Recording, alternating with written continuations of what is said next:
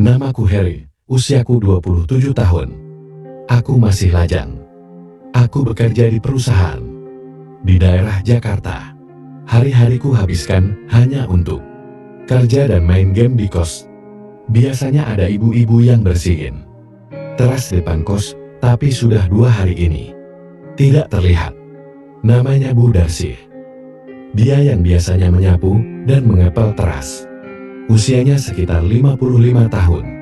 Karena kondisi teras kos yang sudah kotor, aku berinisiatif untuk menyapunya. Tak lama terdengar suara dari tangga. Mas Harry, maaf ya, jadi bersihin sendiri. Aku pun menoleh dari asal suara itu. Ternyata Bu Heni. Bu Heni adalah pemilik kos. Ibu, gak apa-apa Bu, jawabku. Bu Heni pemilik kos usianya 35 tahun. Dia memiliki beberapa tempat kos, jadi jarang sekali ke sini. Udah Mas, biarin nanti saya lanjutin, ucap Bu Heni. Iya Bu, emang Bu Darsih kemana? Tanyaku. Bu Darsih pulang kampung. Anaknya sedang dirawat, jawabnya. Oh pantas gak kelihatan, jawabku. Tak lama aku langsung masuk kamar lagi. Bu Heni melanjutkan bersih-bersih.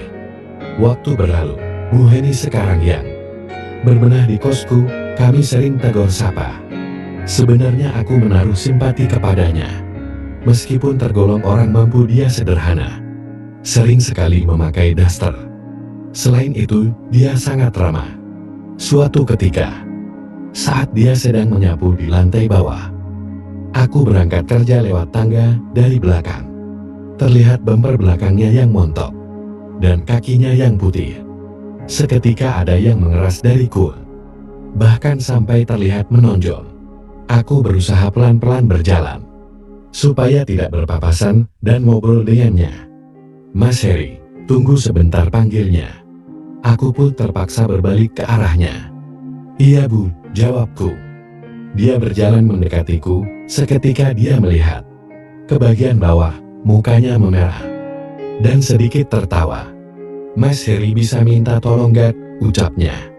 Tolong apa ya Bu, jawabku. Nanti bisa tolong benerin keran di kos nomor 4. Besok ada yang mau tempati kamarnya, ucapnya. Iya Bu, bisa, tapi nanti sore jam 5, jawabku. Ya gak apa-apa, ucapnya.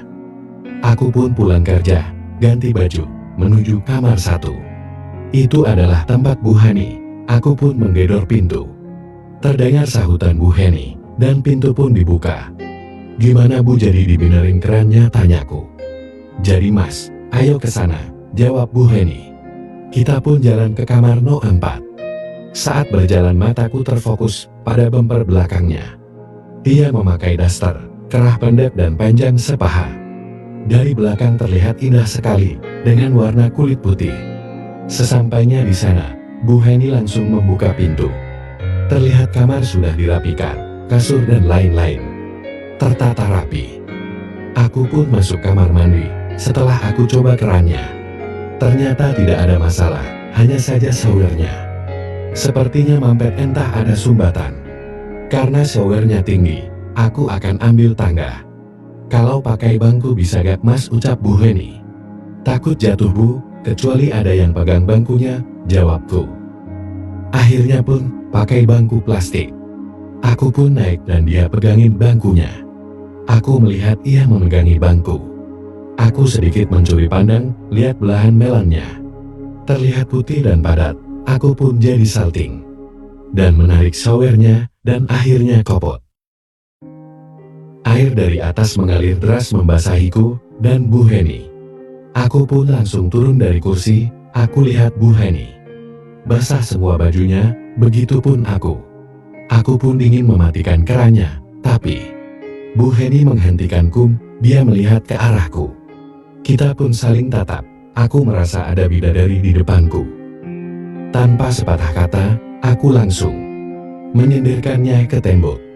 Dia hanya tersenyum manja. Aksi tanam singkong pun dimulai. Saat kita selesai akan keluar, ternyata ada beberapa anak kos lain di luar. Akhirnya kami memilih tidak keluar. Kita kembali melakukannya. Entah berapa ronde aksi itu kita lakukan. Dari kamar mandi, di kasur, dan di meja rias. Sungguh aku menikmatinya, umurnya mungkin jauh di atasku, tapi aku benar-benar jatuh hati dibuatnya. Seminggu berlalu, aku sering sekali berkebun bersamanya. Aku sampai rela 2 hari tak masuk kerja untuk ini. Sampai akhirnya Bu Dersih kembali bekerja. Bu Heni kembali lagi ke kos tempat yang lain. Kadang dia masih sering datang ke kos untuk menemuiku.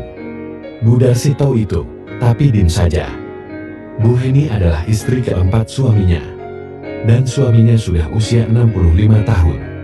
Mungkin Bu Dersih tahu kebutuhan Bu Heni yang tak tercukupi. Maka dari itu, dia diam saja. Hubungan kita masih sering berlanjut.